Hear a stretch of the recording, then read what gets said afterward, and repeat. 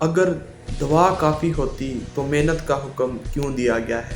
سنو، ہم میں سے اکثر لوگ کہتے ہیں میں نے تو اللہ پر چھوڑ دیا ہے، لیکن سچ یہ ہے توکل کا مطلب یہ نہیں ہے کہ تم نے ایفرٹ چھوڑ دی ہے۔